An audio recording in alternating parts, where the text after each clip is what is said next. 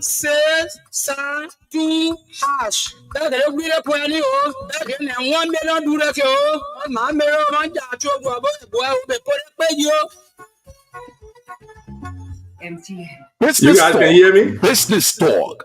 In 1 hour 30 minutes, we provide listeners with up-to-date information and insights into various aspects of business and finance. We engage in insightful discussions with local and international business leaders, economists, entrepreneurs, and other professionals. Join Love FM 105.1 and Love TV Live this and every Saturday from 2 to 3:30 p.m. for the program Business Talk. Gain valuable insights into the world of business as we profile successful Liberian entrepreneurs in and out of Liberia as they provide business strategies, entrepreneurship, and financial planning.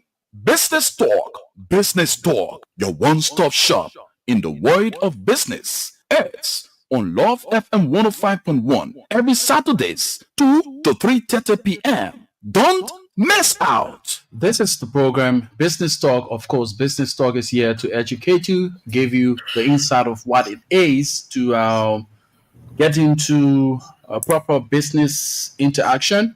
It also informs you, for some of you who have already ventured into business and finding it difficult because you miss out on the steps that leads to a successful business, we enable you and empower you with the knowledge that can lead you to a successful business. My name is Rufus Divine Cannon.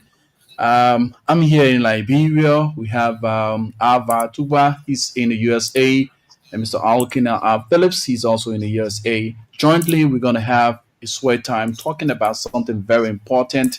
And you know, Liberia is the only land that we have, regardless of where we go.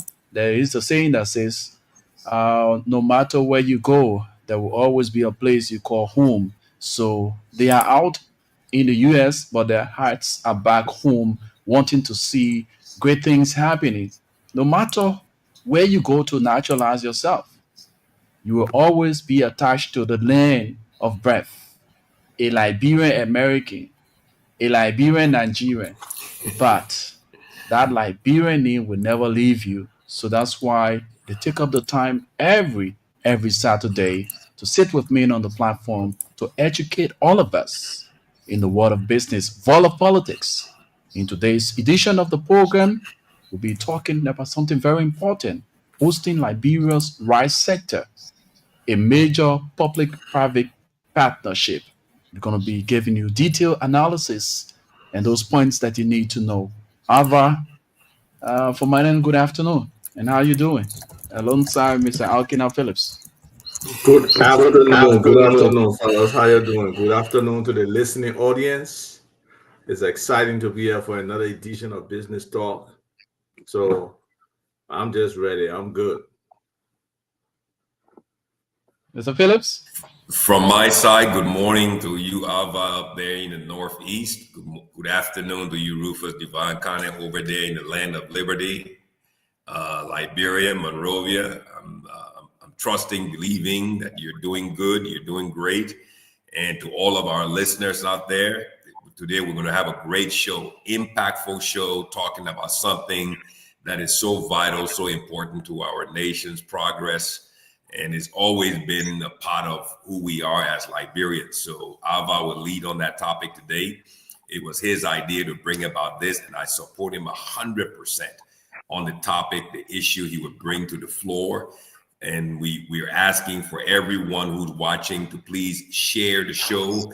Let's get as many listeners and viewers on the platform today, because this is something that when Ava brings on the topic, we will all come to the understanding that it is something that we have to actively engage. And today I'm wearing the shirt of my younger brother, Mr. Pittman Kennedy, Sweat Equity. There is equity in sweating. Don't make me go change my shirt. There is equity. There is great reward in sweating. When you put in sweat and labor, what we're going to talk about today, there's a great reward, and that's what we call equity. So Ava, you take it away. You lead with the topic, and then we'll join in. Let's set the foundation. Let's lay it all out. That's what we're going to dedicate the entire show to today. and we'll probably tie a couple of other things into it. So I hand it over to you. You're piloting today. So fasten your seatbelts. Maybe let Rufus give us some music while you prep yourself and get yourself ready while we go down the runway. Rufus, put something on ready. the spinning table. Put something on the spinning table for us. So at least, as you can see, everyone, you can see the great transformation Mr. Alba took, but right, no more neck brace. It's gone. So he is completely off the chain. Okay, so this is Alva 5.0. Let's get ready. Rufus, give us some music and while Alva prepare, and then we'll come right back. Share the show, everyone. We don't want to fall in the angry hands of Facebook with the copyright issues, so we can just stay away from music and let's tell them we don't own any copyright.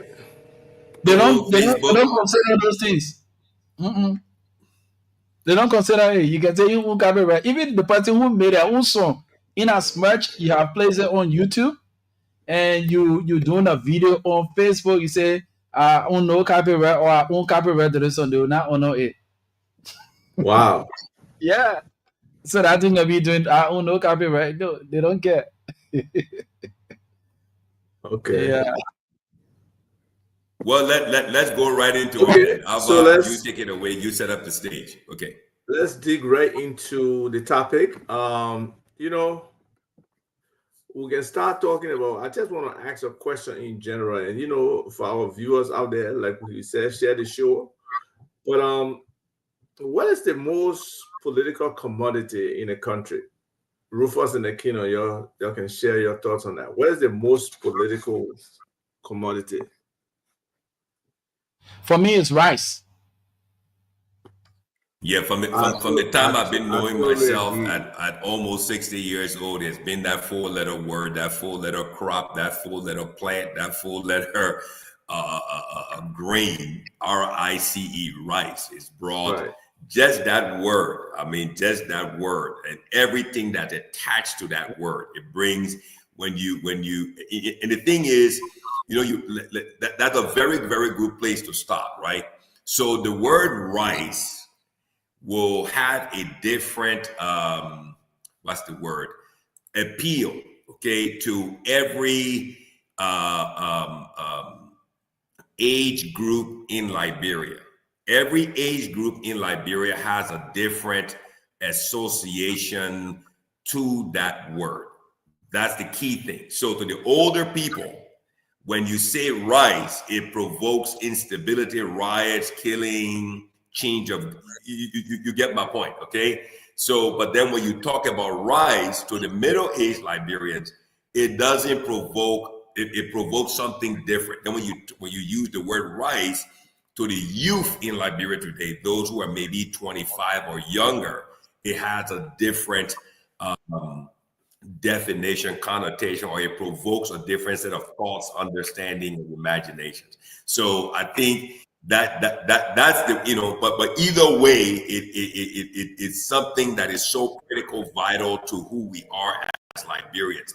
RICE, that grain, it has so much attached to it. Go on, Alva. Yeah, wonderful. So there's a lot of sensitivity to rice in general, and we have we know that our rice importation, based on who you listen to and what you think the number is anywhere between 300,000 metric tons to 400,000 metric tons, according to some people. Again, we cry about it all the time. Data, information leads to knowledge and, wonderful decision making. But sometimes we're lacking in that. But very recently, there's a group called SWAT. I don't know what the acronym means. I'm not sure what it is, but they have entered into a sort of public-private partnership with the government of Liberia to boost, quote unquote, boost local rice production. But what caught my attention, the attention of many people in the rice value chain and just in the agriculture sector, is the fact that they will be creating a processing facility. And supposedly the investment into that facility is about $30 million. So that's not a small facility. But I want us to step back a little bit. We have been rice eaters from time immemorial, right? And right now, I believe there are different kinds of rice on the market, but the most popular rice is the imported rice. And because we got something called balance of trade, like where you export versus what you import, that gives you your balance of trade. So if your imports are more than your exports, you have a negative balance of trade. So you always want to be able to export more, bring in that foreign currency, bring in that US dollar. And for us, our primary exports are iron ore, rubber, now gold. We'll probably do a little bit of cocoa, and we'll do a few other things. But to a large extent, we import nearly everything else. And one of the key things in the rice sector has been, how can we domesticate the whole rice situation? How can we produce the rice that the people want right in Liberia? And that's been a challenge. So this group is called Supplying West Africa Traders, SWAT, owned by, I believe, George Niemi. And they just signed a PPP, which is a public-private partnership agreement with, another group, Liberia Agricultural Development Activity, LADA, and then the Cultivating New Frontier Agriculture, CNFA. And it says they will support the production and distribution of local rice, but it's not clear how they will do it. It's not clear what the facility will actually process. So, for me, I don't want to jump to conclusion on anything, because sometimes you need to get the maximum amount of information before, you voice your concerns. But because this is so critical, we have to feed into it and see how we can guide the path and direction of where this goes. Because again, like I said, rice is a very political commodity. People are very sensitive to a slight change in the price of rice in general, significant reaction from people. So with this processing facility, what would they be doing? Would they be really off takers for all our local producers in terms of the rice they produce, to mill it and to be able to, bag it properly, even to the point where we could export some of our type of rice? Because I know our brown rice, our black rice, our red rice, they're all in demand externally as well, because they got some very nutritious components. They can help with high blood pressure, with diabetes, and with other stuff. Because I sold some of the red rice. But then there's the other situation. What is our capacity? What is our productive capacity of rice? How much rice can we produce locally, and can it support the market? We know the government is about agriculture. There's a program. I know the acronym. I don't know the exact wording for it, but I will find it very soon. The RETRAP program is putting out a huge proposal for rice. I mean, in probably like nearly 10 counties, and they're looking at, on an average, probably 300 hectares, and that's nearly nearly 6.5, let's say 300 hectares each. That nearly 650 acres in each of the different counties. They're trying to grow rice, because they're putting out a bid for people to rehabilitate the land. That means clear it, that means harrow it, plow it, and get it ready for rice planting. There have been some up and downs with that proposal. It has come out, it has gone back in for revision.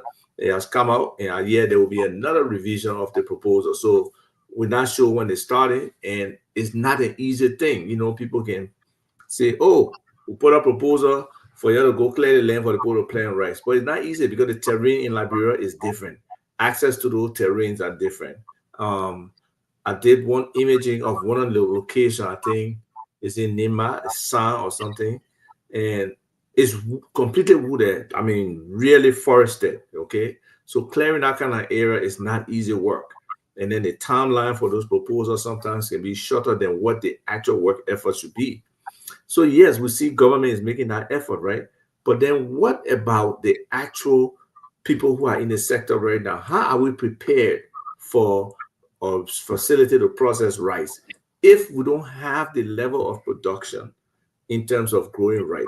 And we want these folks to, profit on the business. We'll come to the liberalization side later, but one of the profit liberation business, there gotta be rice for them, right? So what's the likely thing? They're gonna import paddy rice. So the whole thing we're looking at to reduce importation is not happening because we're still gonna be importing paddy rice. So some of these things takes thought, takes preparation. That government is ready to do some of these things. So that's why this topic is so important for us to talk about, right? Is the government prepared? Will the small farmers be ready to produce the level of rice?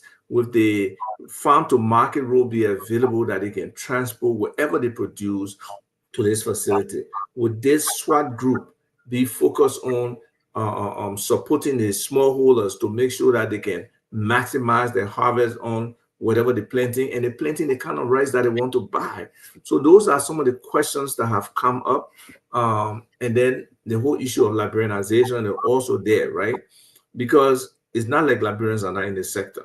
It's not like something could not have been done already to facilitate Liberians emerging in the sector. So that's the context, that's the foundation that we discuss, and we can look at the pros and cons, and hopefully the audience, you can join in, because rice is everybody's business. And we really need to get a good understanding of where this is going, how we can play a part, and how the smallholders, the small farmers in Liberia would not be completely ostracized. They will be able to get off taking for the rice. These SWAT people hopefully will buy it. And then those other Liberians who got mills already, how do they feature into this big picture? So it's an important discussion for us because we are very sensitive about rice, and we hope that I will monitor the Facebook page as well, my Facebook page, to see what kind of questions people are asking. Hopefully in this engagement, in this forum too, we do see questions coming in. People can ask some of the questions they want. Of knowledgeable people out there, they can share more information on this whole relationship and everything. But let me see if I can share one of the stories, and we can read it and see what they're trying to say. And hopefully it will give us a little bit more revelation on what's about to happen.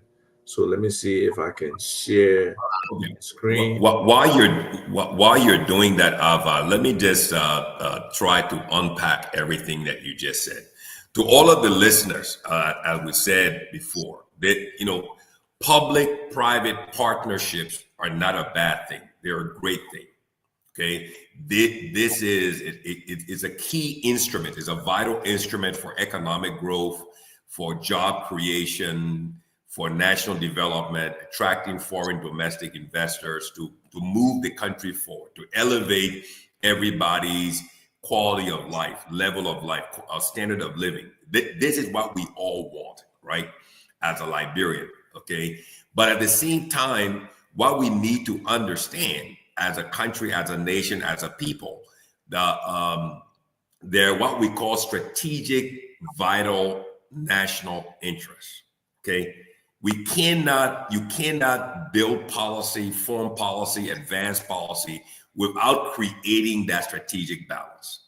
Okay. So, rice as a commodity, rice as something that is the staple. It is the staple food for 5 million people residing on this 47,000 square mile plot of land called Liberia in the West Africa region. Okay. And we know from our history, this grain, this rice has been a major, how can I call it, dynamic in our forming as a nation, as a people. The original name for Liberia was what? Was the Green Coast. Correct me if I'm wrong. So this goes back way before our quote unquote founding. So, rice is an integral part of the foundation of this country, of this nation, and all of us. So as a result of that, when you look at our nation's history, what this rice, what this grain has done in forming, it brought about turbulence. It brought about a change of government. It brought about riots for the older Liberians. They can connect rice to that and the policy around rice. So any present government, past government, future government, when they're addressing this, there has to be a lot of thought and a lot of understanding and a lot of vision applied to drafting, forming anything that surrounds rice. I still remember that picture that was shown, I think it was last year or the beginning of this year, when His Excellency President Joseph Yuma Boyka called the rice importers, right? I think you remember that picture, Rufus Divan and Ava, where he was in the room and somebody took a picture of all of the rice importers. And there was only one guy in there who was a Liberian. Am I correct or wrong? I mean, that's not slander. That's what the picture shows. It showed that all of the rice importers, they were all of non-Liberian descent. Let me put it that way. And there was only one guy in there. Now, when you look at that picture and you think about the national security aspect around rice, the national economic interest around rice, and like you just mentioned properly in your opening, the balance of trade. This is a tremendous amount of dollars being imported, right? So the product comes in, but what happens? The foreign currency goes out and is benefiting just the guys in that room. So that's what that picture reflects. So we need to have a deep understanding of this. Okay, so now let's go to the next level of what Ava talked about, the public-private partnership. So now I was born and raised, my entire family was born and raised in Firestone. That's the rubber sector. So the question now on the table is, are we about to duplicate the rubber sector into the rice sector? Because if you look at the rubber sector, you have Firestone, God love them, I praise them for me, you know, and everything. But the long vision and in-depthness of thought and analysis from Harvey Firestone to build his own hydro, to build his own rubber processing plant, to dominate the rubber industry in Liberia, right? The value chain. You have so many Liberian farmers who are rubber planters. My older brother, Joseph Phillips II, he himself is a rubber planter. But guess what?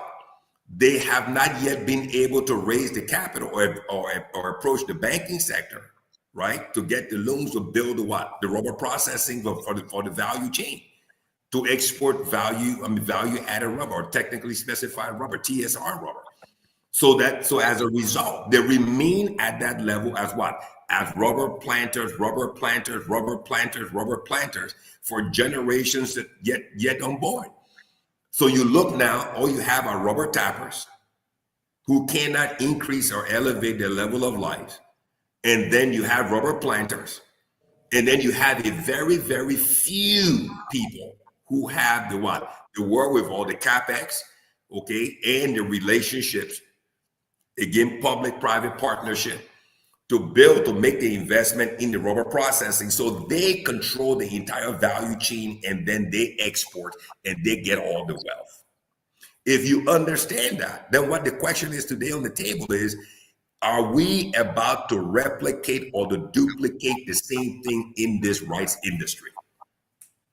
So now what we're about to do is to turn every rice planter in every political subdivision of this country, to all the senators, to all the representatives, the district representatives, and to all the people who are listening. This is a very important topic because you're about to enter into something here. We're about to sign ourselves, our lives, our future, and our destinies away in this agreement because there is no vision, one. There is no understanding as to what we're about to do. As we always say on this show, knowledge is one thing, understanding is a second thing, but wisdom is the highest. Has there been enough thought, analysis, and understanding put into understanding what this investment is all about? These guys are about to aggregate all of the rice growers, buy all the rice, keep those people at that level as rubber planters. I mean, as rice planters, rice growers. And then they will control. And ultimately, what will happen, I can bet you, what will eventually happen is they will figure out how to suppress the importation of rice so that they can increase the distribution of the processed bag rice in the market for them to control and monopolize the market. We're seeing the conception of what is eventually going to happen. This is a vital national security issue because this goes to food security. Food security. Planting the rice is good. It sounds good. Processing the rice domestically, it sounds good. But when you have only one company doing this, with this amount of money being funded into this, with not a lot of understanding as to what the consequences and the effect will be for this country, for this nation, and all the people of this country in the short, medium, and long term, I think this is something that it requires and demands a lot of depth and explanation. Okay, go on to put that article up there, Abba. So comments coming. Everybody, I mean, share the show, put your comments, and we'll probably open the line later on. Go ahead, Abba. So you can see the screen, right? Can you see my screen? Yes, yes. Yes, okay, sir. Yes, wonderful. So this was on yesterday, and the title is Liberia moves to strengthen rice sector with public-private partnership. And we see here the Minister of Agriculture, and I'm assuming this is Mr. Niemi, who is the owner of SWAT. And this is the factory. The brains behind it. The brains behind it. The brains behind it. Mm-hmm. This is the factory that is being built. And the caption says, as part of the government's ongoing efforts to foster collaboration between the public and private sectors in making Liberia self-sufficient in food production, Agriculture Minister Dr. J. Alexander Nuta has visited a U.S. $30 million rice processing facility under construction in Monrovia. The facility being constructed by the Supplying West Africa Trade Incorporated, SWAT, will play a key role in the country's rice value chain by improving the processing, the packaging, and market availability of locally grown rice. So that is supposed to be the mission. And it sounds all well and good. But if you just step back a little bit, let me see if I can stop sharing here and then share a previous article that goes back, a little bit. So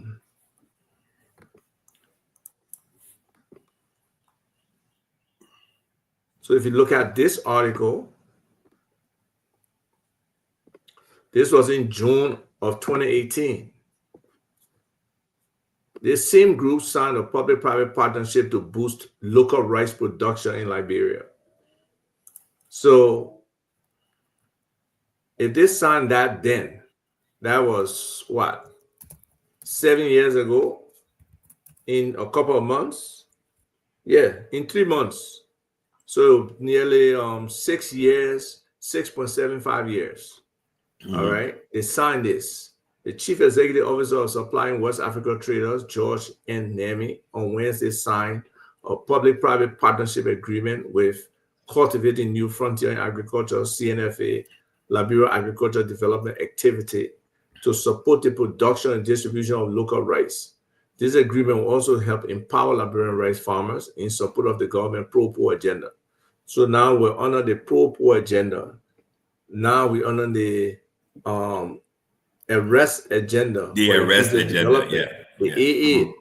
The AA, okay. So what is that bridge of what happened back in 2018, that signing that document, and to today? I wonder if any analysis has been done on what progression was made to quote unquote support the production and distribution of local rice. And this agreement was supposed to help empower Liberian rice farmers to support the pro-poor agenda. So when we talk about data is so critical. Was that time frame in 2018, did they baseline where the rice sector was? And then coming to today now to see where we are. You know, the same story was there. We import huge consumption of rice, 400,000 metric tons, more than $200 million a year. And I think it's way more right now, right? But we know we didn't achieve the Pro agenda. So at this point now, what are we transforming into? What is this new relationship? And let's see what the expectations of our government is in terms of how they are engaging Mr. Niemi and his team for this new rights agreement that they will be putting out there. So we can look at some of the comments from them and be able to say, okay, so the government is now saying X, Y, Z. How do we hold them accountable to what they are saying?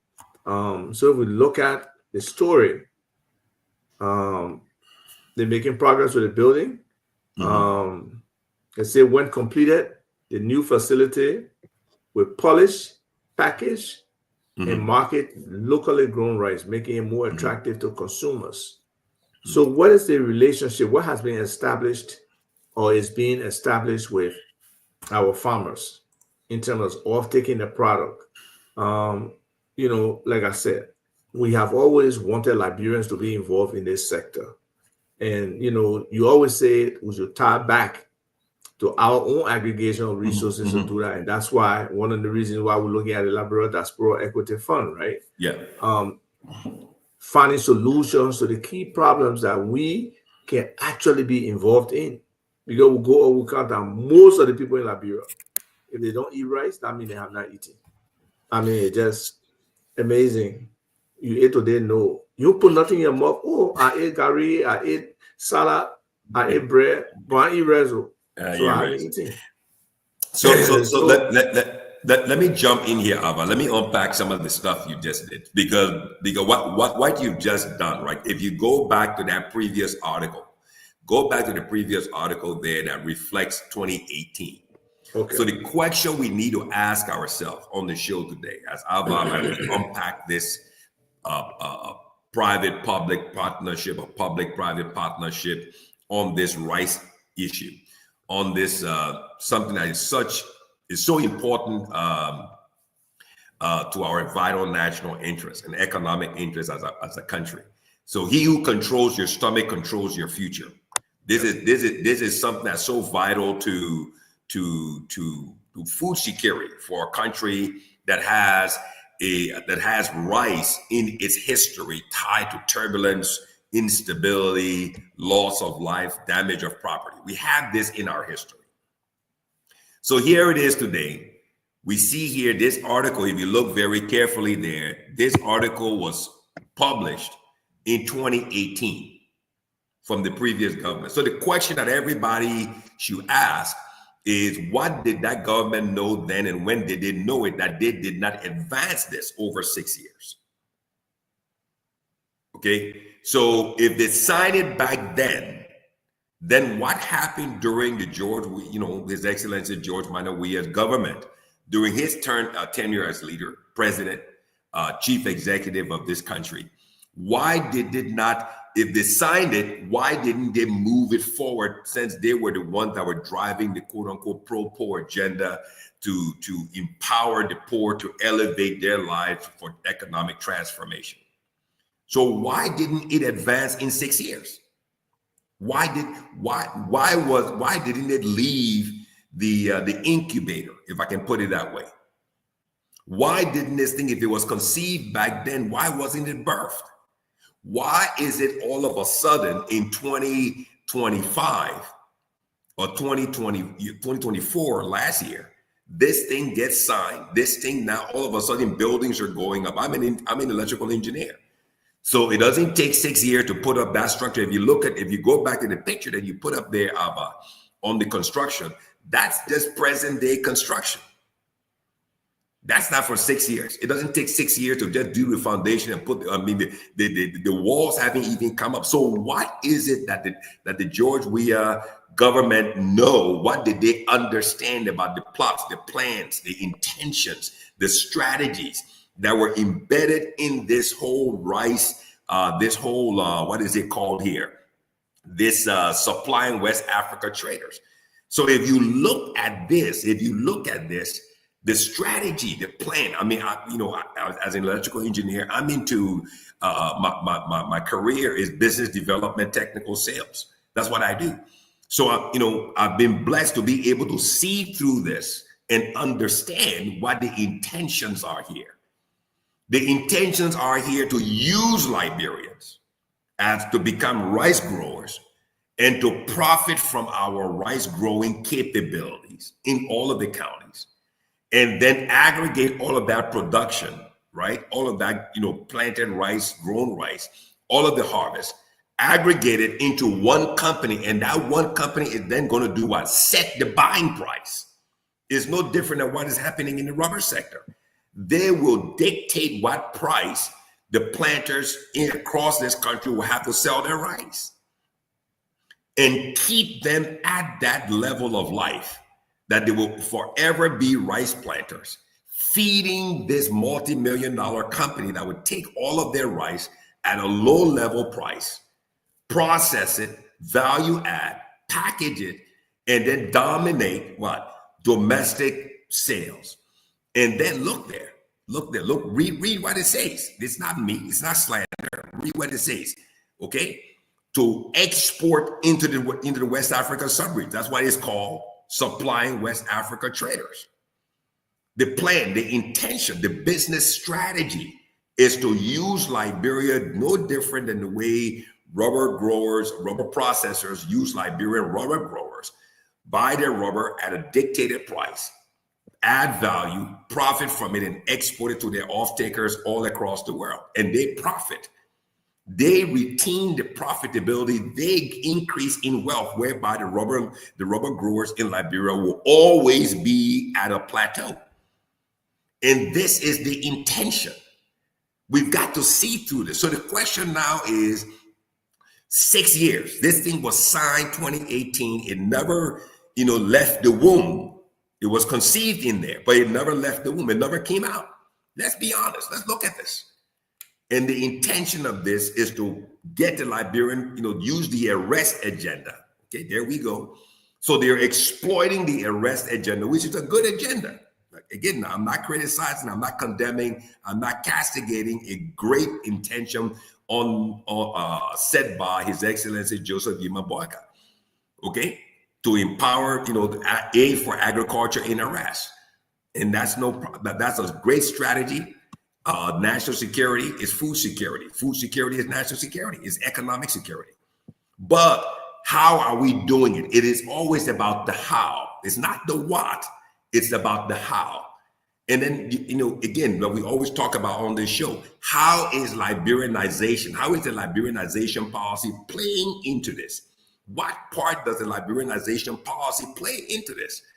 Are Liberians going to be now spectators in the stands, having to buy tickets to sit in the stands and watch the players who profit from the big contracts playing on the field in their own country, in their own economy? Don't forget now, like we always talk about on this show, Liberians' remittance back into Liberia is $800 million.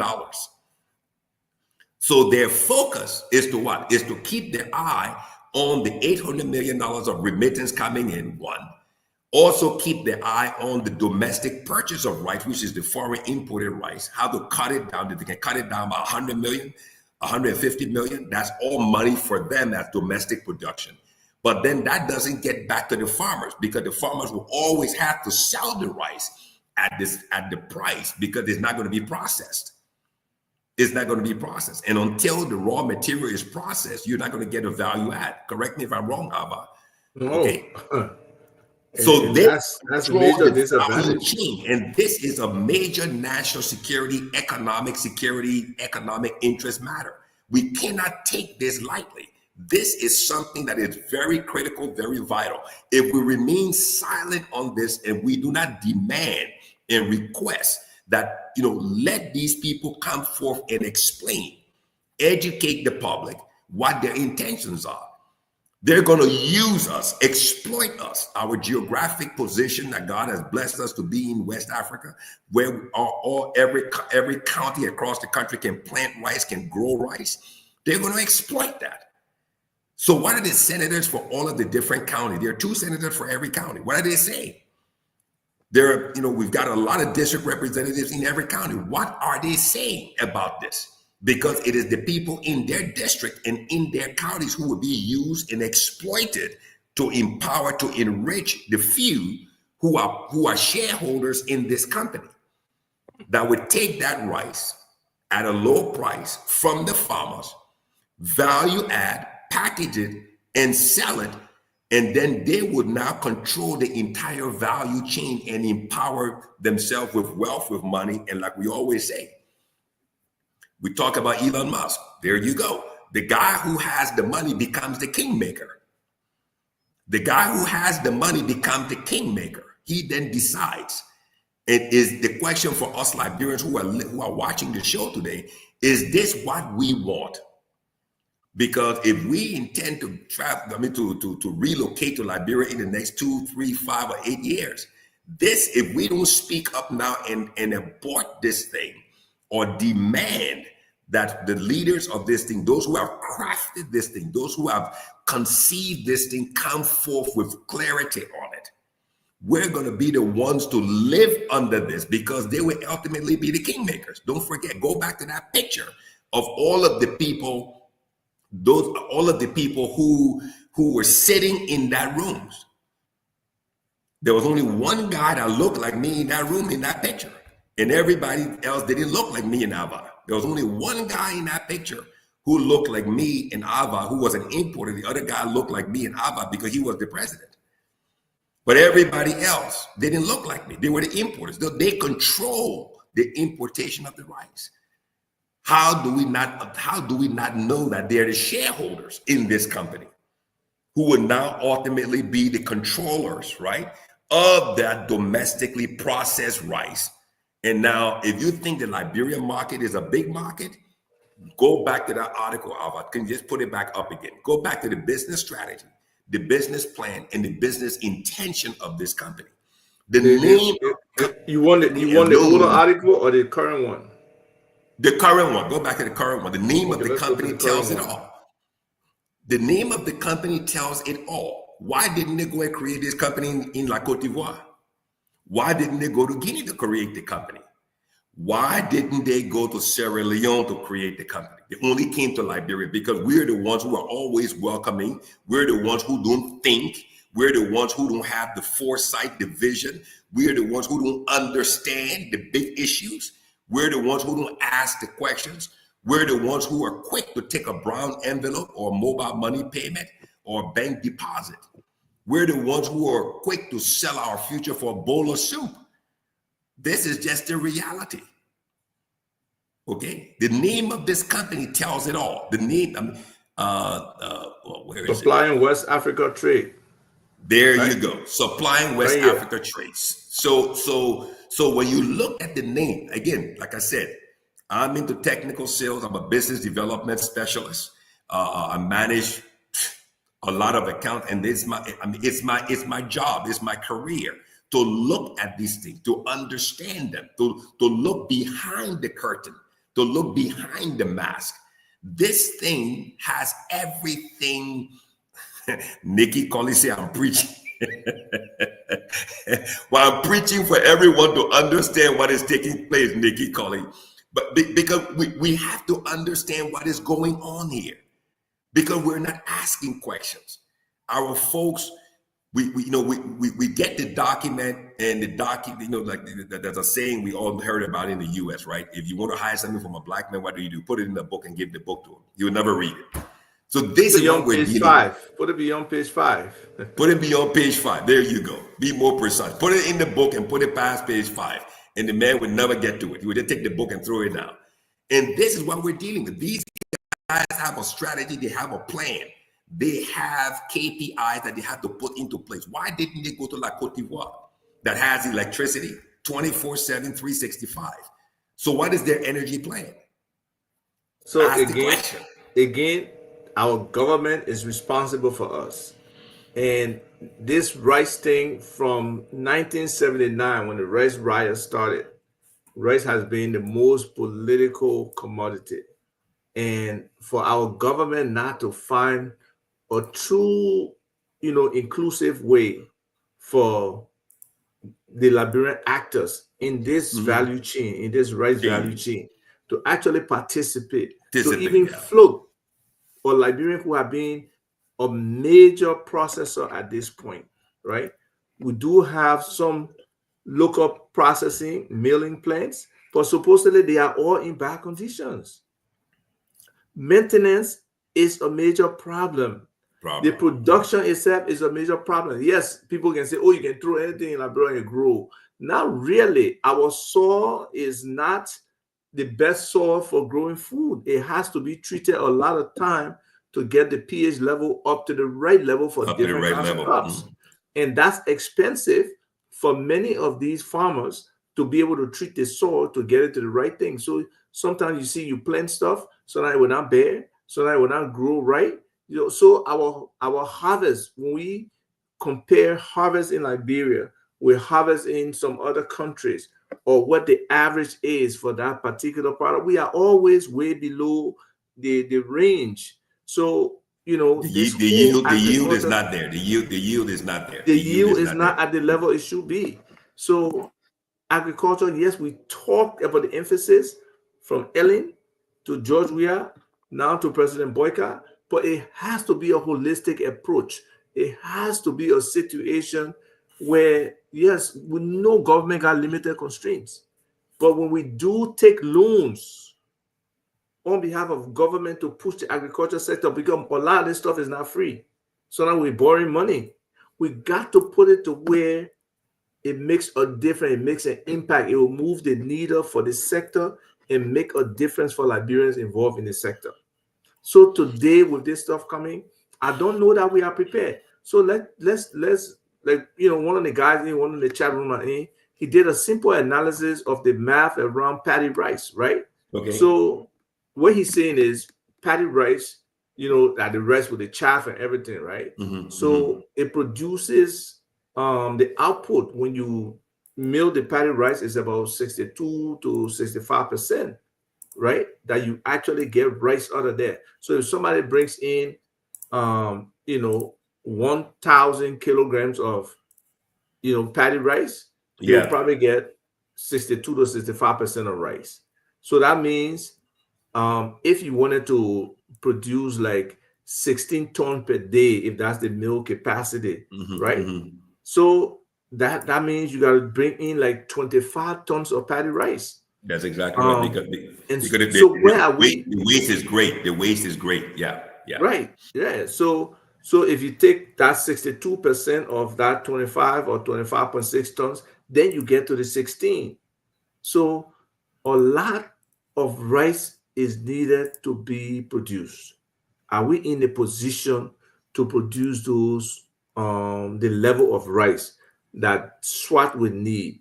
And how does that impact the earnings for those different farmers and everything like that? We keep talking about we want to grow the value chain, we want to expand the value chain.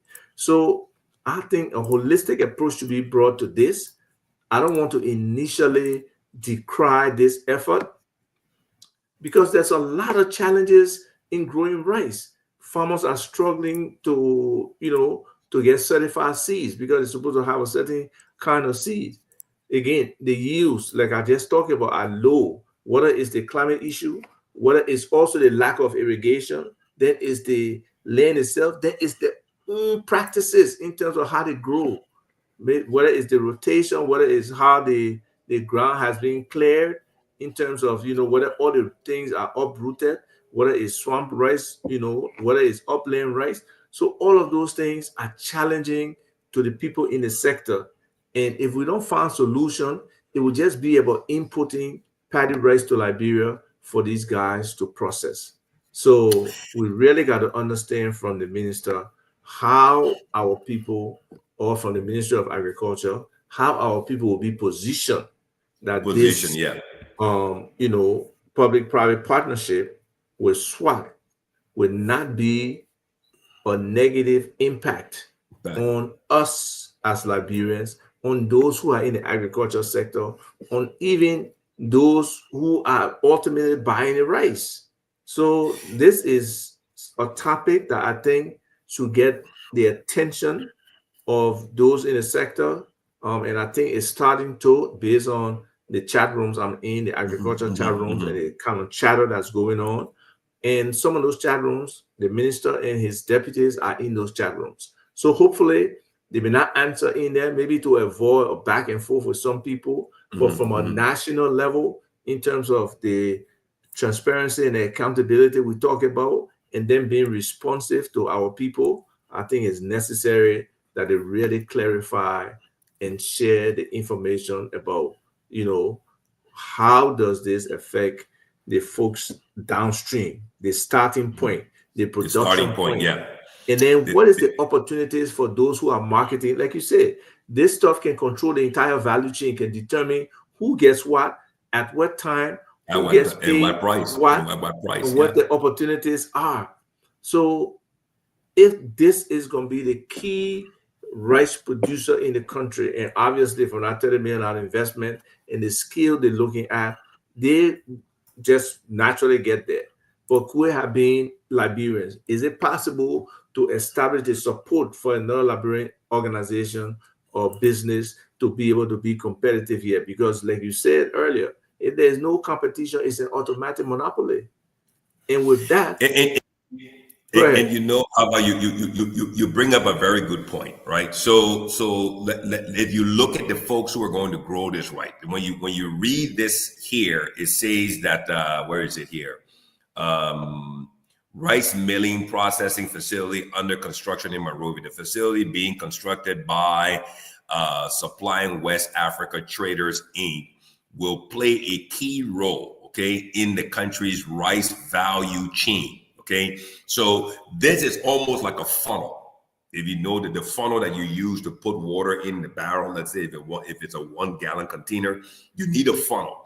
So basically, this guy is going to control this company, this entity, and its shareholders are going to control what we call the choke point. They're going to control the choke point. They're already controlling the choke point in the Liberian economy, right? As it relates to the importation. Okay, so again, go back to the picture. Everybody in that picture, the overwhelming majority, if you send 10 men to war, we got to stay with the current times. This the current picture. Yeah, okay. Again, it still relates here. Look at this picture. Tell me what you see. As we say, a picture is worth 1,000 words. A picture is worth 1,000 words. Look at this picture and tell me, what do you see? What do you see? And it's explicit. This company is going to control, right, the value chain of rice processing in this country, all 47,000, 46,000 square miles of this country. All the rice growers are going to what? They're going to be encouraged, right? And to sell their rice to this entity, who will buy it not at a profitable price, but they would dictate what price they would buy it for. That will be profitable for them. They will add value. They will package it, label it, and push it into the market. To what? To offset the importation of rice. So they're going to control the choke point for rice production, for rice processing. They're controlling both. They're controlling importation. Both importation and the controlling domestic production of rice in Liberia. Right. So we're surrendering both sides of this. So the question now, Ava, as you expanded on this thing, we need to ask ourselves, where is the Liberian? I will be very, very. I think what we need to ask the person who's ever listening across Monrovia, because we're broadcasting, we're relaying live on Love FM 105.1 out of Syncor. So if the former Minister of Agriculture and his deputies and his assistants under the previous administration that signed this deal before, why didn't this thing come out of the womb? Why? What aspects, what paragraph, what sections in this agreement that was signed back then was not liking to them or to their liking that this thing did not birth? So, and then what is it today that this thing has now come out of the womb and is now growing and forming and taking shape in this administration? You get what I'm saying, okay? Yeah, I mean, we need to understand what happened in the past. We really do. Over the last 7 years, that's exactly for us to know why we are where we are today. And then tying it together, tying it now to the bridging to the next point. All of the comments on here, Liberians are upset about this, they're agitated about this. The question now becomes, what can we as Liberians in the diaspora, right? We remit home over $800 million every year, more than the Liberian national budget. We remit home all of this money, and we're not seeing any benefits from it. Everybody, if we ask everybody to put their SendWave transaction on the screen today, or send it over to Ava for him to put it up on the screen from the month from January up to present, some of us are sent home over $5,000 or $10,000. But what is the return on that investment that we're sending home? So we need to ask ourselves, how can we in the diaspora play a meaningful role to impact these things that are taking place home?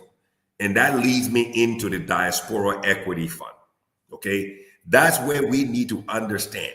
These guys are on the ground. They're on the ground. So you can't be in the stands as a spectator or outside of the stadium listening to the noise and want to dictate which direction the ball is going to go. We have to be players. We cannot be spectators in our own economy. We need to play an active role. We need to channel our money together. And I think one of my classmates, he put it up in the chat group of our class. Archie Howard, who graduated from Rakes in 1984. I'll read his comment. He said, this is about speaking about the Liberian Diaspora Equity Fund. He said, this is an excellent idea, but when it comes to where the rubber meets the road, we Liberians have a major trust deficit.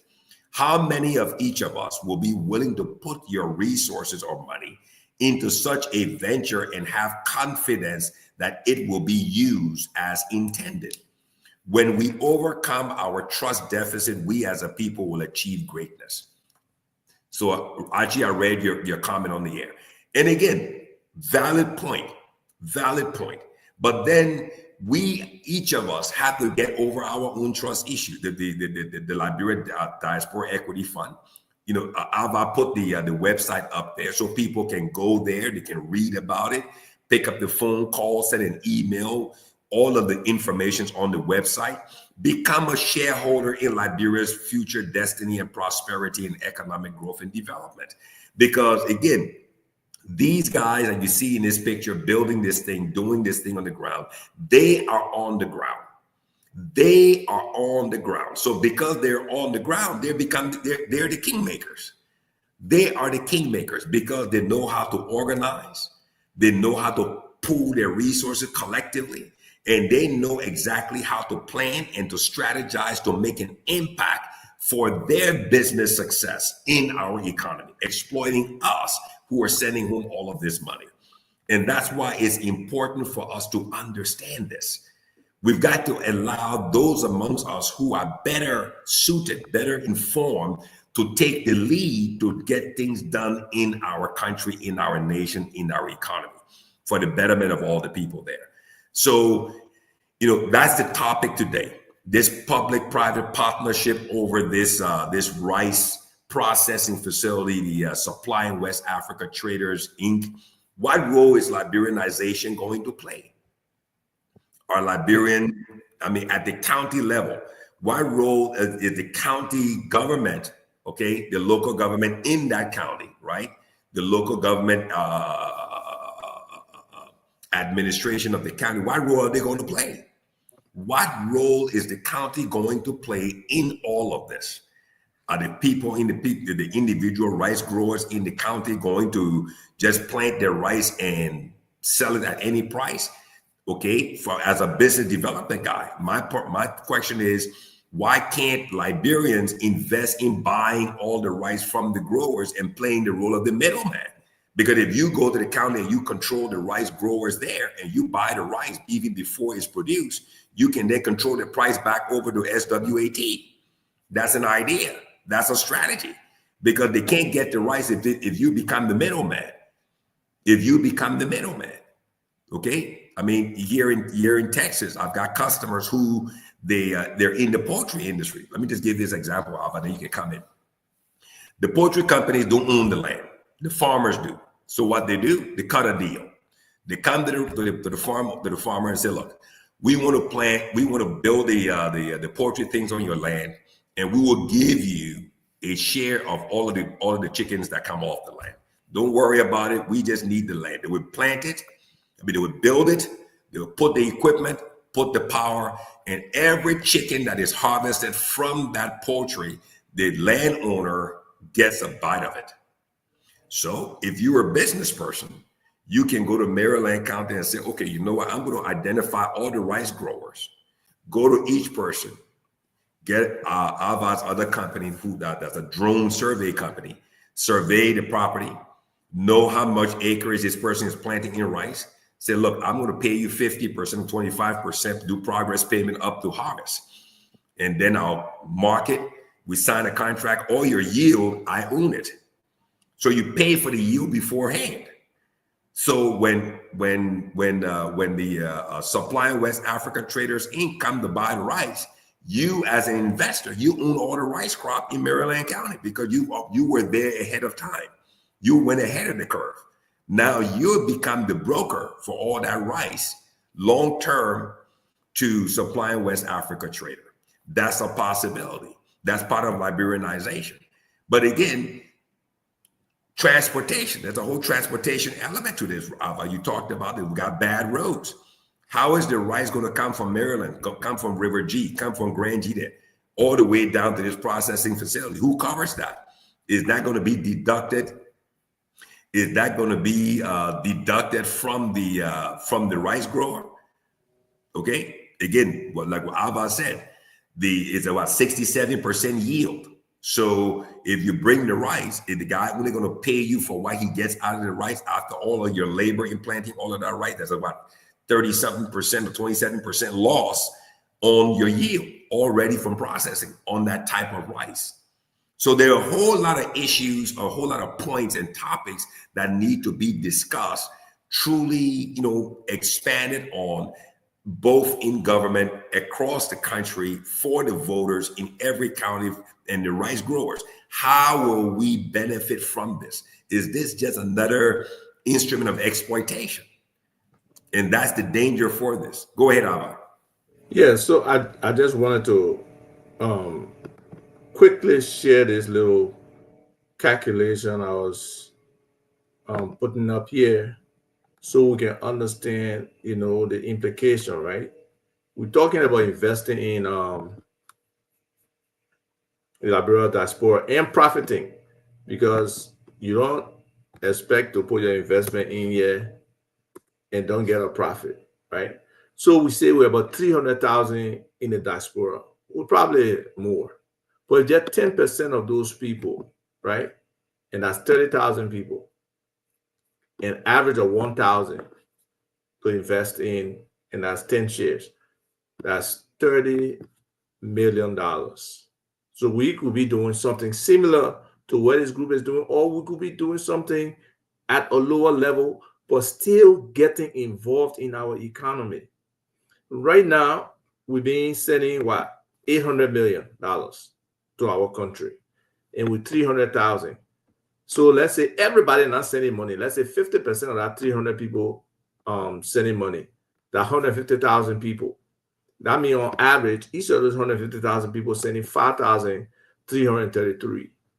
And we know people sending more because I give my example about 77,000. Somebody gave their example 101,000. Another lady gave her example 40 something thousand. Another person gave something 60 something thousand.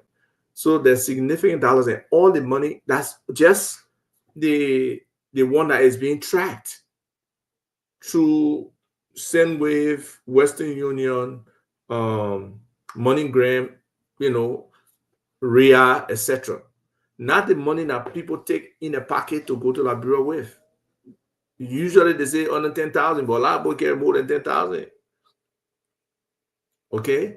So not the money where sometimes they send with other people who come and say, oh, my man, get it $500 to my man, or get it 1,000 to my man. So a lot of support is going into Liberia. But we have to get beyond these things that inhibit us from working together. That's one of the major reasons. I don't care what people say. We don't trust each other. And for me, it doesn't have to be trust. It can be degree of confidence. But we don't believe that we can work together or our people can turn our money over. And that mindset, we have to change it. We can start with the small wins.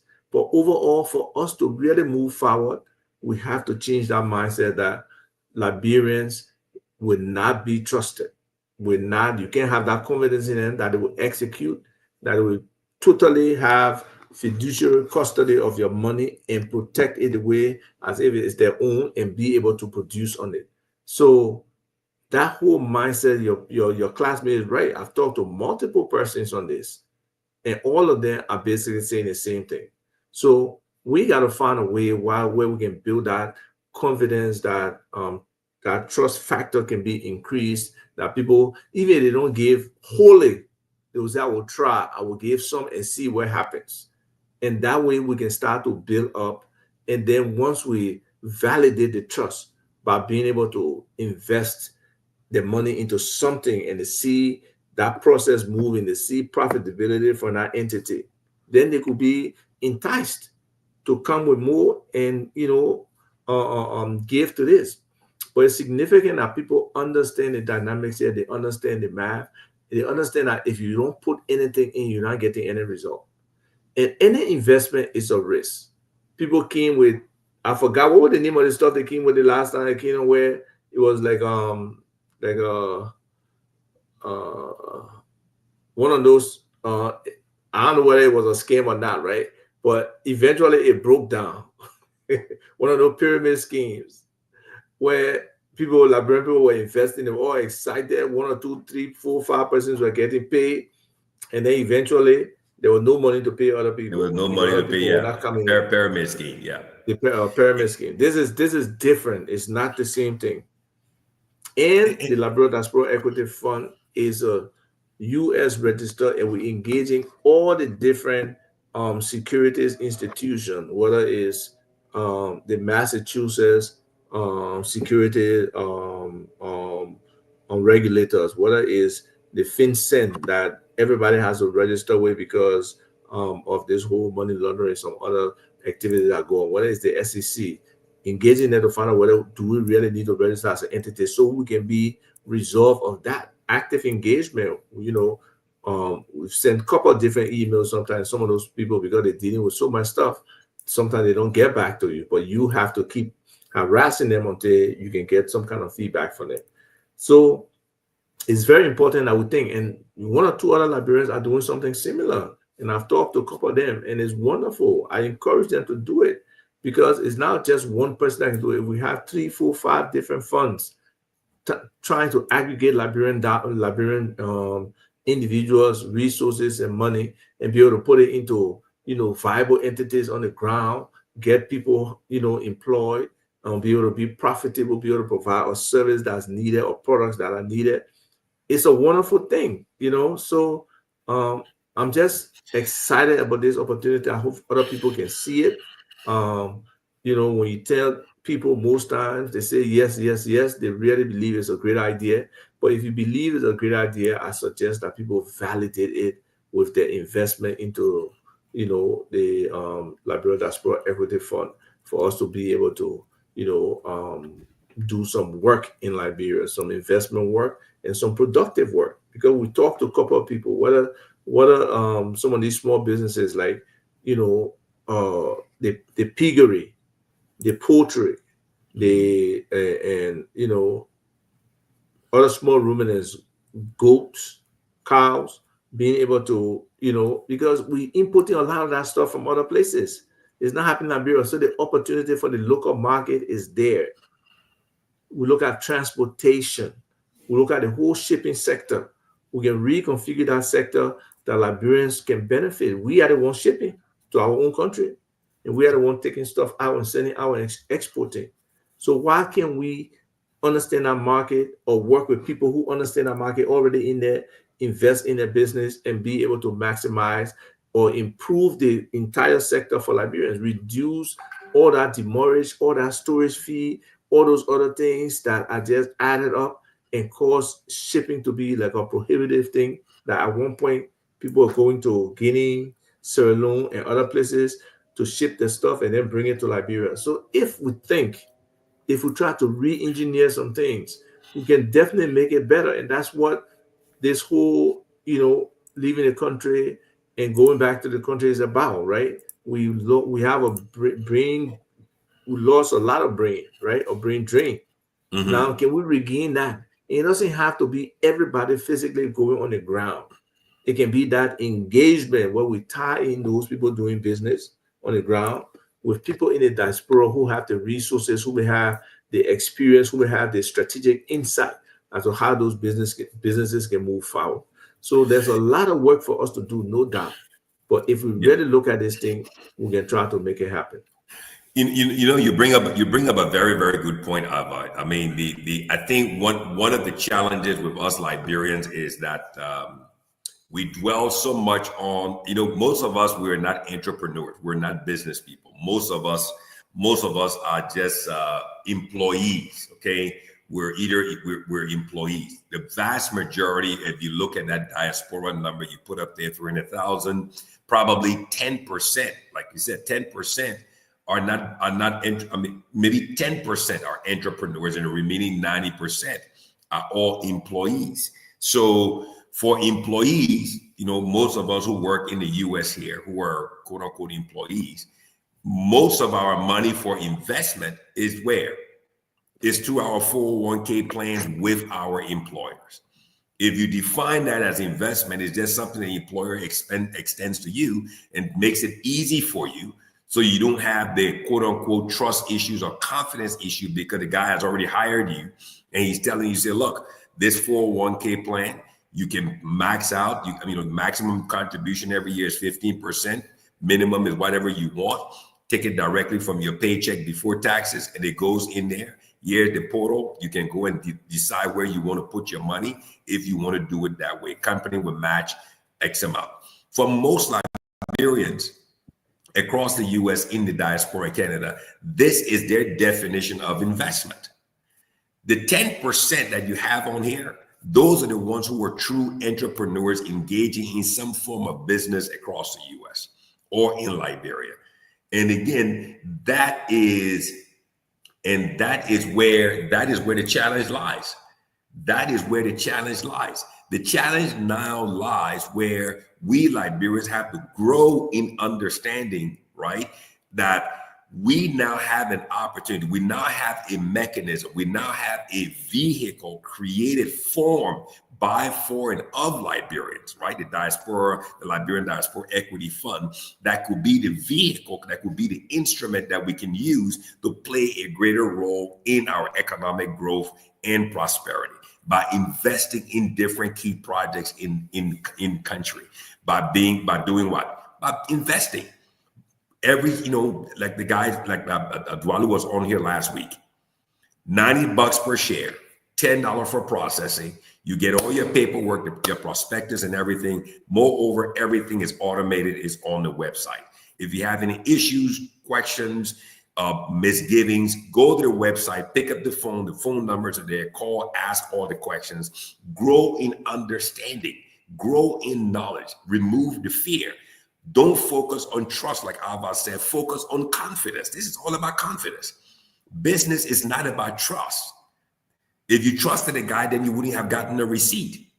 That's why you got to get a receipt, not because of trust, but because of confidence that the transaction did take place. So we've got to grow in understanding as entrepreneurs and business people. Even if you don't want to invest and buy 2 shares, make a minimum investment. What do you have to lose? You're already sending that money back to Liberia on SendWave anyway, and you're not even getting a return on your investment. So if you're gonna spend $100, put it into the Liberian Diaspora Equity Fund. Put the $100 there. What do you have to lose? And then you become a shareholder. And when they're having shareholders meeting, you can then participate and voice let your voice be heard as to where that money should be invested, in what segment, in what sector, on what project, because that's what the shareholders are going to decide. Okay, so education, information, and greater understanding can remove a lot of our quote unquote trust issues, as Archie Howard said, can remove a lot of our trust issues. And that's where we have to grow. We have to grow in understanding. We got to grow in knowledge. We have to then remove these scales from our eyes, from seeing each other the way we used to be.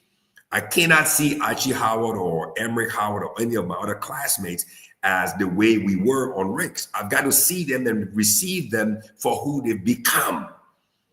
They're engineers. Sometimes it takes effort, because that stuff about first impression, how long it lasts. You hold that person to whatever they were before. But if you take maybe an hour, maybe a few days, or just conversations with that person, you can see the growth that has occurred in that person's life. So sometimes it takes a little bit of time, but we need to be able to look at each other differently, look at our country, and see how we ourselves can be involved. And this person, Alexander Chomti, I hope I'm pronouncing his name correctly. Yeah. No, it's a lady, Alex. It's Alexandra. Oh, Alexandra, yes. I hope I'm pronouncing her name correctly. But she makes Chomti, right?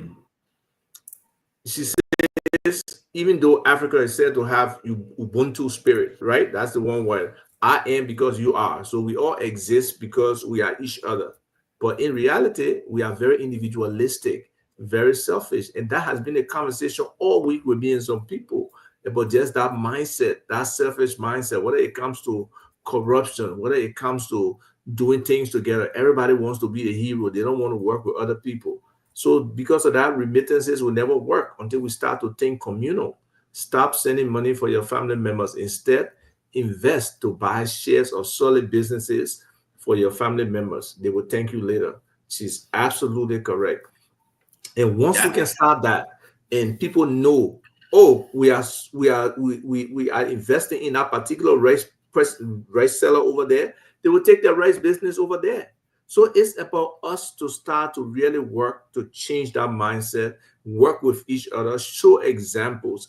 And sometimes you can disagree bitterly with somebody, but what form of government are we in? Democracy. We take it to a vote. When the vote decides, you put that emotion aside and you move on. That's the level of emotional intelligence we need to demonstrate in engaging each other and making sure that we can move the needle, collaborating, cooperating with each other, and having joint efforts, around things. Not every small business here. It takes away from us, and we cannot aggregate and do the big things. So we need to start thinking that way. We need to start encouraging each other, and just his suggestion to really think about it. Look, the money you want are sending you. You have a share in Liberia Diaspora Equity Fund, and that can start to be like, okay, and give a sense of ownership. Many of us don't own anything, but when we start to get a sense of ownership, that's why sometimes people can destroy other people's property. They because they have no ownership. That's exactly right. They have no stake. You start building a sense of ownership. Put Arthur Doe's comment up on the board. Arthur Doe, thank you for your comment. I know you're listening. Thank you for following the show. He said, we diaspora Liberians have to change our mindsets if we must develop our country. That's very, very true. That's what we're talking about. That's what the Liberia Diaspora Equity Fund is all about. It's all about changing mindsets. Think about this, right? Let's raise this $30 million today. You know how I would say? You just brought up a very important point. if we consider how much money we send to our sisters, our brothers, our nieces, our nephews, all of those people we send money to every month or every 15th or every 30th when we get paid on our send wave, right? Think about buying equity for them in the LDEF. Simple. If you're going to send the guy $350 this month, 150, or whatever the case is, say, you know what? Instead of me sending you the $300, I'm going to send you $200. But what I'm going to do, I'm going to take the other $100 and buy a share for you in the Liberian Diaspora Equity Fund, so you can have something, so you can own something, you can have a stake in this country's future in investing. And I think that change of mindset, as Arthur Doe said, is so important, because you know there's familiarity, right? Familiarity is one of the most devastating, destructive instruments that is used to hinder, to block, to stop, to stunt progress. Because when people continue to see each other from that familiar position, they would never be able to receive that person for even the good news that person is bringing to them. So until you change your mindset as about what we can do as a people, our prosperity depends on our mindset. Because no man who's listening or woman today can do anything greater than what his mindset is. So until we change our mindset, and that's why these guys who are doing this Rice Project, they use the Napoleon Hill principle, the mastermind. If you read Think and Grow Rich, you will see Napoleon Hill clearly defines what is the mastermind. And that's what the Liberia Diaspora Equity Fund is the creation of a mastermind. So let us buy into this. Why? Because the mastermind is a collection of everyone who feeds into that vision. If you understand the vision of the Liberian Diaspora Equity Fund, then you can become a part of that mastermind principle by investing. Start small. No one says you take $500 and put it in there. Build your confidence, build your understanding, grow in knowledge and grow in wisdom. That's the key. That's the key. If we're going to challenge and compete on the ground, on our dirt, in our land, we have to grow in understanding, because we're way behind. These guys are building, they're establishing masterminds to dominate our rice importation and domestic rice production and marketing and supply. You think one man came up with that idea? If you believe that, then I have a bridge in Texas I can sell to you and ship it over to you to Liberia for installation. No, these guys came together. They created a mastermind. And they strategized and said, look, you know what? This new government has an arrest agenda. The A is for agriculture. The president is from LOFA. LOFA is the breadbasket. The president is motivated by driving this rice issue, domestic production. This is something that is very dear to his heart. So what do?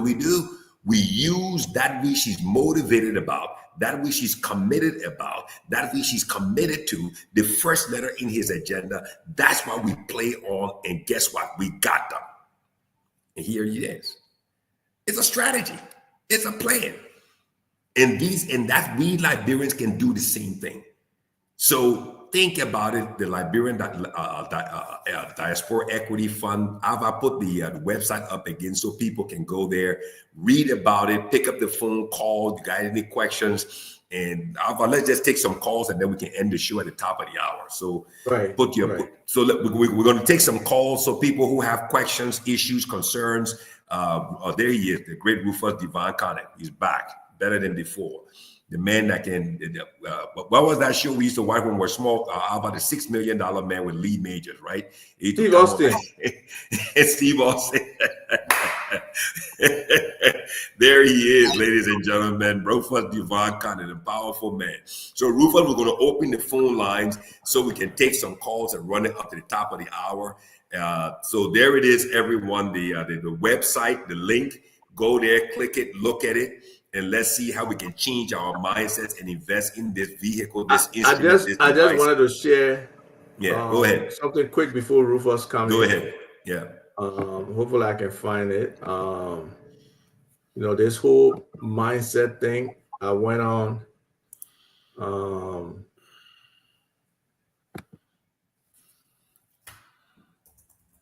Let me see if I can zoom it.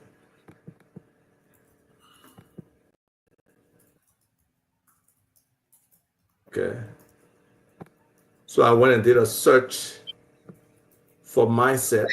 Mm-hmm. And over the years, all the different mindset thing I've been writing about. So you've been preaching this gospel for a long time. 2015 mindset change needed. You go down. We need mindset change to really get out of this. How we perceive ourselves, how we perceive our economy, how we reduce poverty. All of those are things that need to happen. In the real world, we need mindset change. People speak about it all the time. Okay, this whole drug thing, we need a mindset in terms of how we govern, whether it's the health sector, whether it's the drug enforcement, whether it's the rehabilitation process. We need mindset change. We need to take ownership, responsibility, accountability for many of these things. So mindset change is important. Other people talk about our mindset, the African mindset, why we can be independent, dynamic, situational, and hold our foreign engagement people accountable. So all these are important things. When you listen to these things about mindset change, you know that we have a lot of work to do, but we can do it. We can get out of the mindset of begging. There's just so many things. We talk about the mindset of a winning mindset in business. So there's a lot of things that has to do with mindset. Our leaders, our intellectuals, Bob Marley, how many years ago? 40 plus, 42 plus. Emancipate yourself from mental slavery. Mental slavery, yes. Yeah, None but ourselves can free our minds. Yeah. There you go. Have no fear for atomic energy because none of them can stop the time, right? So they shouldn't kill our prophets, and we know they've killed some of our prophets. But we still got to stand because we are resilient people. Dr. Arikana Chiambori, she's doing a lot of work trying to push the African agenda, and she was fired because she exposed France. Yeah. So, there's other guy talking about Pan-Africanism, and I believe in that Pan-Africanism and Pan-Africanomics can really make a difference, because right on this continent, we can do everything anybody else can do anywhere else. So mindset change is just critical for everything we do. And if we can really change our minds and be more progressive, be more aggressive in how we want to achieve and how we want to identify ourselves and establish ourselves. Right now, you look at the level of racism that we're occurring in America, it's not easy. It's not easy, and it will continue when the white people want to be supreme and dominant. So we as Liberians, we have to change our mindset about a lot of things and be able to control our own destiny. That's important. And even this guy, when he was running for president, Clarence Montebat, he talked about mindset change, and he was on point. For us to really go to a productive agricultural economy, we got to understand some of the things that are happening with this whole topic we're just talking about. With regards to the value chain in the rice sector. The same thing was close to happening in the cocoa sector. Some Lebanese guy wanted monopoly in the cocoa sector. That's exactly right. Yeah. And the thing is, Ava, and the thing is, I'm also can jump into these calls. I know people are waiting to call. And the thing is, even Rufus there in the studio, he's on the ground. Rufus would tell you. I mean, agriculture, even from my upbringing, agriculture has really been that one thing which has always been our weakness, which should be transformed into our strength. We focus more on cash crops, the rubber, the cocoa, and whatever else, but we never focus on, we've never been able to elevate the agriculture sector. We really haven't, we haven't done it. Where is LPMC in all of this SWAT? Where's LPMC? LPMC by now, through the Ministry of Agriculture, I would have thought would have been the one to build, strategically in every county, the aggregating point for the locals, for the local rice production. But again, with solar microgrid technology could have been used for all the cooling and the temperature control for those warehouses. That should have been, like you were saying, this thing should have been well thought out. Rufus, before we go to the line, we need your own input. You're the one on the ground. What do you think about this whole rice, this public partner, this public-private partnership as it relates to SWAT for rice? Before we open the phone lines, we need to get your thought on this thing. You earlier said it right. I've also chimed in and brought out a lot of analysis relating to it. But in the layman understanding, like we always say, and I have a practical experience, when we had the EVD process in our country, we have misinformation and disinformation, and people weren't believing that indeed the virus was actually real because they were not seen or being a part of the process of the messaging. So they were in disbelief. So we had a lot of deaths until we reached the point where people of villages and towns got involved with the process of messaging and taking the message back to their people. There where people got involved, and we saw that we drastically dropped in the number of deaths and we overcame Ebola. Now, to this issue, if Liberians are not fully involved and we root out the thing in our country, everything, even the electricity, is being politicized. Politics is actually doing a lot. It's taking us away from the reality than helping us. If someone wants to be seen as a government that have brought out or brought change into the country, but not looking at the meat of the whole issue, letting the people to own this thing, trust me, it will just be another charade where they will start it, and at the end of the day, it cannot end because the people won't see themselves a part of it. Back in the days, we had Lofa being known as the bread basket. Bread basket. For years, Liberians were fully involved, going to their towns and villages, going to their farms, producing and bringing the fruits and bringing all of those produce to the market. And we saw Liberians doing extremely well because even in Ghana, they have this competition yearly where the highest producer of a particular product or produce, you are awarded. So that's how you see more Ghanaians going back to the soil and growing more food, because I want to be seen as the next winner for the agriculture fair that took place 2025. I want to be seen as the next person who have produced the highest cocoa. So it will be like a competition between Liberia. Exactly. County league. You hang on. If the Minister of Agriculture, if the President is listening, or any of his people are listening, this is the best way to stimulate, to energize, to grow, and to accelerate the agricultural sector in this country. Turn it into a county league.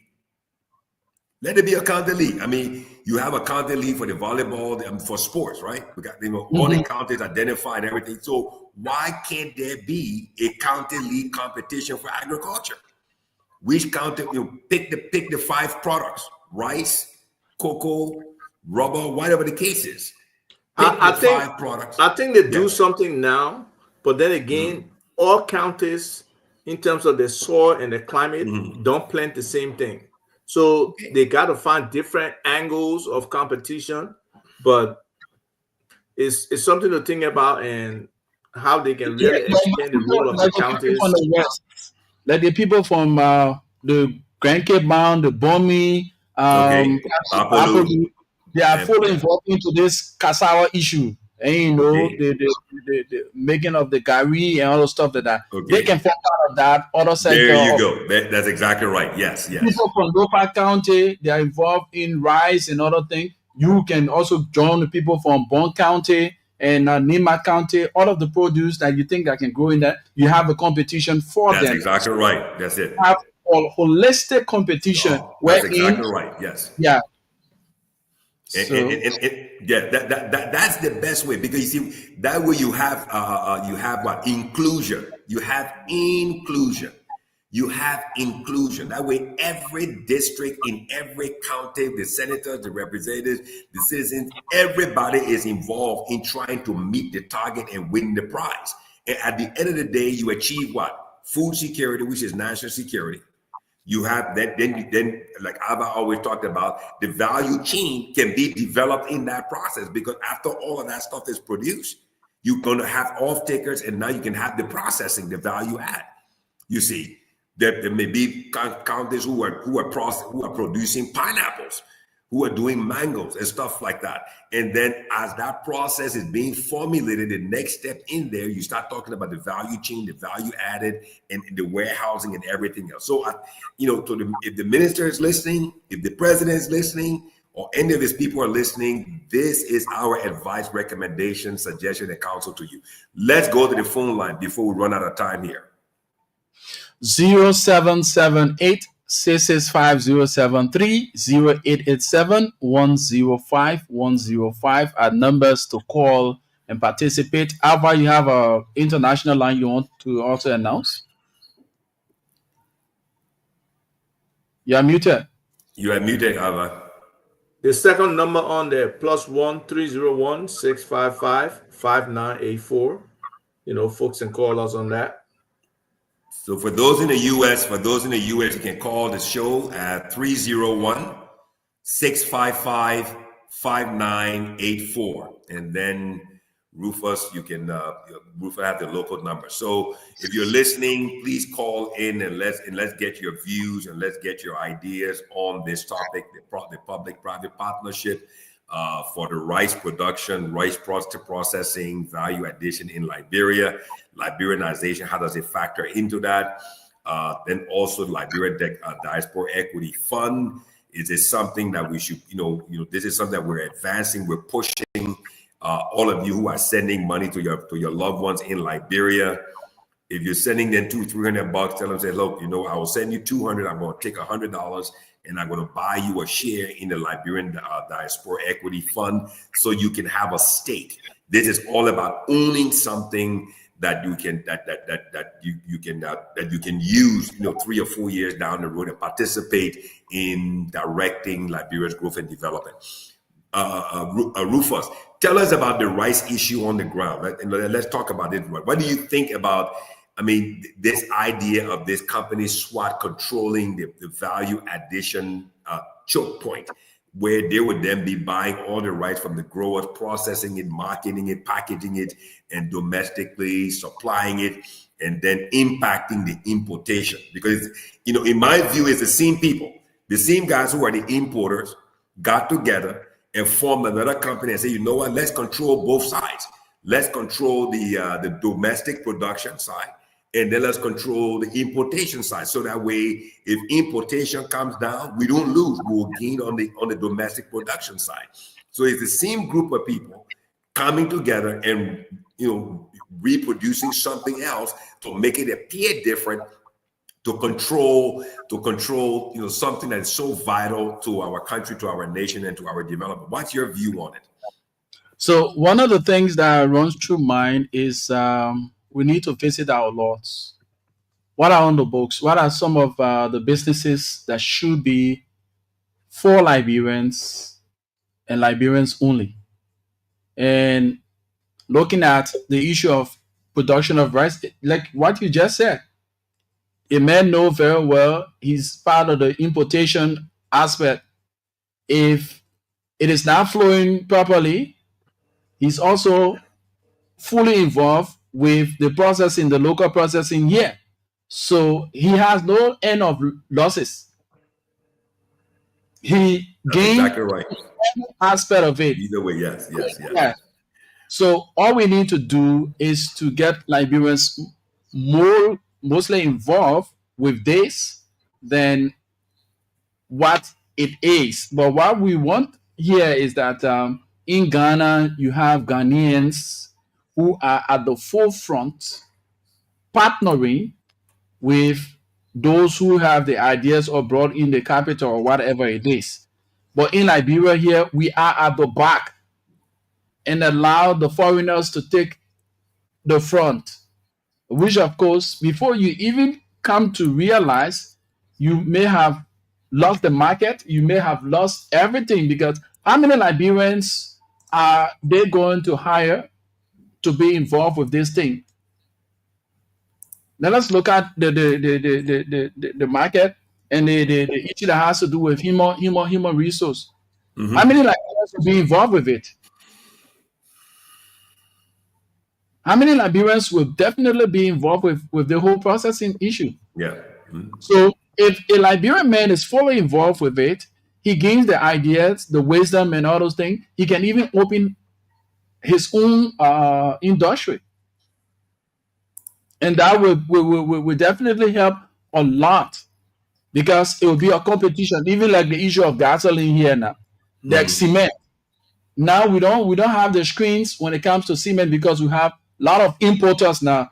Unlike it was only Cimeco, but now you have a lot of importers into the cement industry. So it relieved the government, it relieved the citizens of that screens. They had attached under one person. When our institution is not producing cement, then there's a shortage on the market for Shortage, cement. yeah. And then the price So goes up. Yeah. yeah, the price goes up. So that institution, if they are coming within good faith, if it is not being characterized by politics, because everything in this country we want to value politics over the interests of the citizens. So this is where we stand. We need to get Liberians fully involved into the process and knowing the details, and not just, oh yes, the people coming to process and all those stuff like that. No, Liberians should know the in and out of this whole operation. You know, one of the things that strikes me about our country, you know, when I was there about 2 months ago, 3 months, is that the energy aspect of it, right? You know, my what I drive with, everything, the energy aspect. If you think about it, what these guys understand about Liberia is that the lack of consistency and reliability of energy, electricity, plays a major role in the value chain, right? Am I right, Ava? In creating value added. So when you think about it, they come together again, back to the mastermind, right? Creating that mastermind, a collection of people to come around a common, definiteness of purpose. What is the purpose? What purpose brings us together? What is the plan? What is the strategy? So what they do is they cover the cost of the reliability of the energy aspect into the value chain. So if they can pull their resources back by the bank, the local banks, right? They sell the idea to the bank, they cover the energy costs. What that does for them is that they can then pass on, the cost of the electricity onto the product and then onto the consumers. That's the plan, and that's the strategy. Because Liberian, we're not elevated to that level of thinking. We haven't yet transformed our minds or renewed our minds to understand that energy plays a very important role in processing, value addition, and manufacturing of, be it natural resources or agricultural products. So if they can cover that cost through this whole plant facility, then Liberia would not be able to generate the revenue, the money, or get the backing from the banking or the financial side, right? Because private capital is not there. That's why the Liberian Diaspora Equity Fund is so important, as private equity or private capital to come in and fund those type of projects, so that we can now become competitors in this market, and we can dominate and then create jobs for our people, and then improve and elevate their quality of life or their standard of living. Because only the economics will transform the politics. Let us not be so, one thing that hinders us, Ava and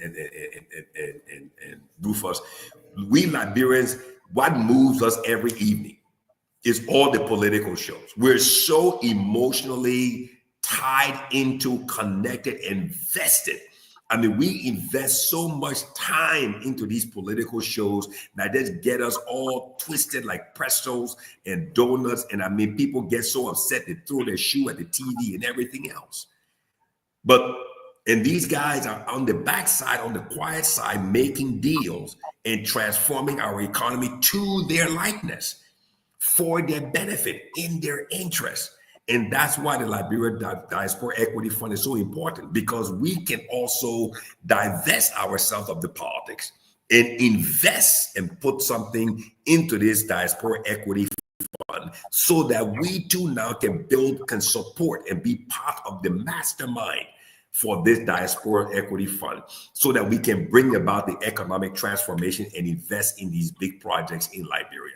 This rice thing is a big thing, because I mean, these guys control both the domestic production, right? Domestic processing, value add, and marketing and packaging and supply.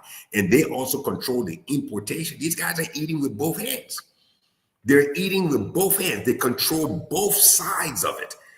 I don't even know whether people understand this.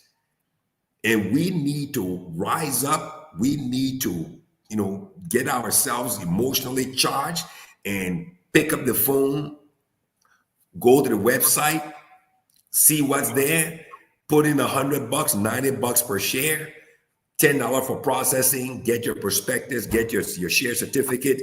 Next month, put another 100. By the time the year ends, you're already invested into 12 shares because you're already spending the money. And what are you getting back in return? And then when you become a 12 share shareholder in this mastermind, you can dictate your votes. You can vote. You can decide on where the LDEF invests the money in what area of business on the ground in Liberia. This is what we need to get to. Okay. So I don't know whether there are any callers out there, Rufus. Nobody wants to call today. It's apparently, we're talking. Yeah, but we're at the end of the 2 hours, so yeah, we've gone over time again as usual. Arthur Doe put something up on there. Let's go. Arthur Doe is really listening today. He says, put it up there, Ava or Rufus. Liberian Diaspora Summit in 2021 resolved to the following sectors: investment and focus. Agriculture. Under the agriculture agenda, the Liberian Diaspora Agricultural Group, LDAG, Arthur Doe is the focal person. Education. Dr. Kula is the focal person for, so Dr. Kula, so Arthur Doe is the focal person for education. Dr. Kula is the focal person for health. Dr. Cooper was the focal person for tourism. Hester Baker is the focal person on a serious note.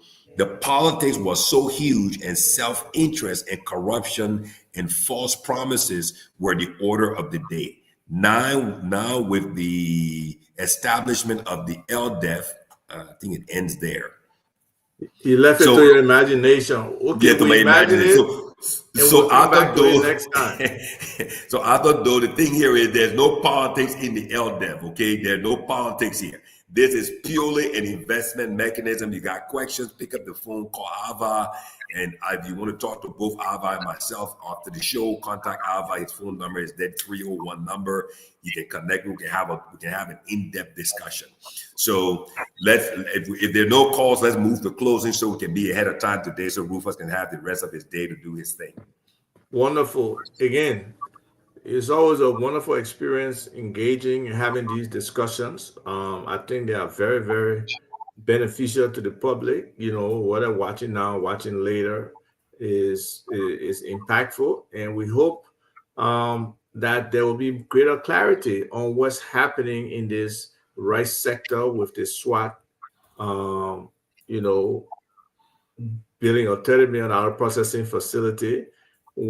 How the value chain will be structured, how people will benefit. I think those are important issues that need to be raised, how it aligns with the arrest agenda for inclusive development, how it aligns with the National Agriculture Development Program, and how it aligns with Liberianization.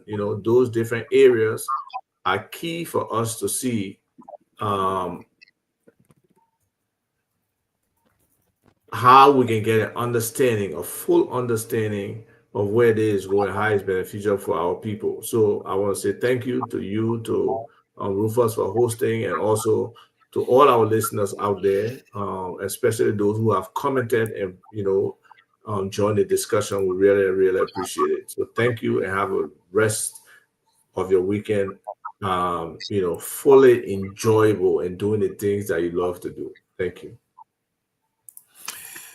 Okay, for me on this side here in Houston, Texas, how about you have a great day on the Northeast. Enjoy your probably cold weather. Springtime on your side is a beautiful, beautiful late morning here. To everyone who listened and participated in the show today, to all those who commented, thank you so much for your active engagement in the Business Talk. We do this every Saturday. We're committed to this, to expand on business, no politics.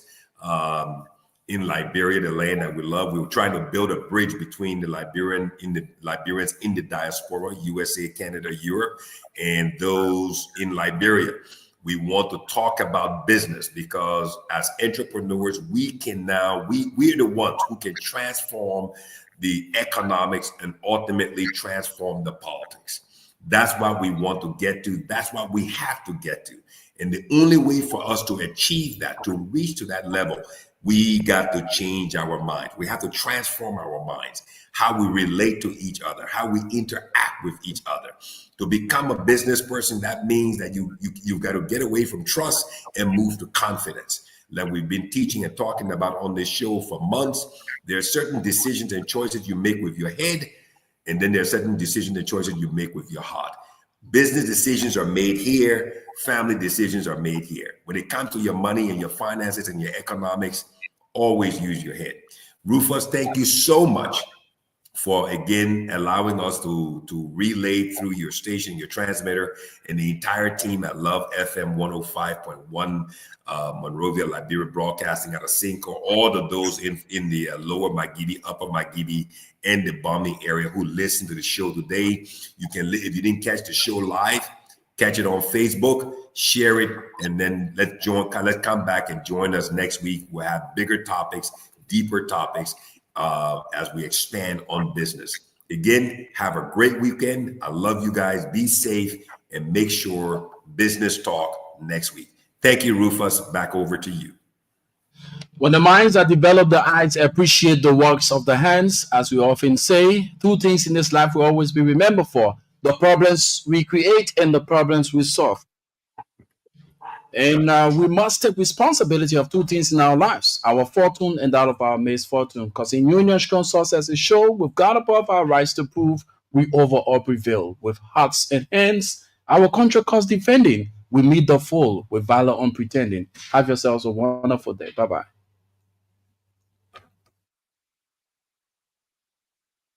Talk, Business Talk. In 1 hour, 30 minutes, we provide listeners with up-to-date information and insights into various